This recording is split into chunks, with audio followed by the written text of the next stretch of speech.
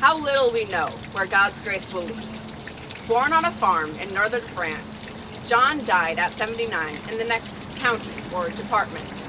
In that time, he was a religious, a parish missionary, founder of 2 religious communities, and a great promoter of the devotion to the Sacred Heart of Jesus and the Immaculate Heart of Mary.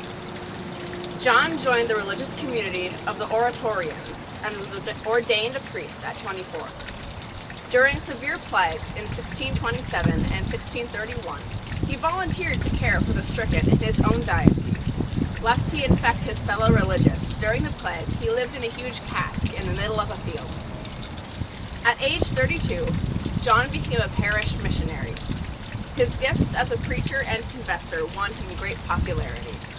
He preached over 100 parish missions, some lasting from several weeks to several months. In his concern with the spiritual improvement of the clergy, John realized that the greatest need was for seminaries. He had permission from his general superior, the bishop, and even Cardinal Richelieu to begin this work, but the succeeding general superior disapproved. After prayer and council, John decided it was best to leave the religious community. That same year, John founded a new community, ultimately called the Eudes, the Congregation of Jesus and Mary, devoted to the formation of the clergy by conducting diocesan seminaries.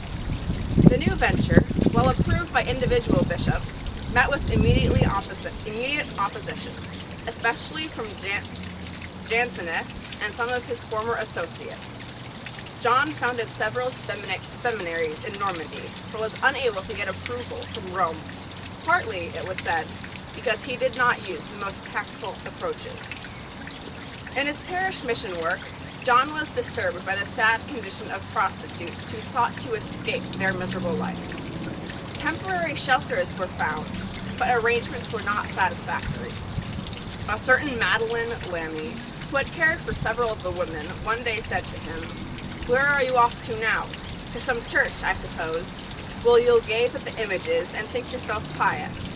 And all the time, what is really wanted of you is a decent house for these poor creatures." The words, and the laughter of those present, struck him deeply.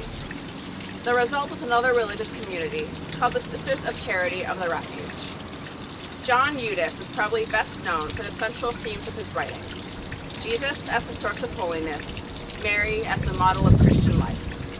His devotion to the Sacred Heart, the Immaculate Heart, led Pope Pius XI to declare him the father of the liturgical cult of the hearts of Jesus and Mary.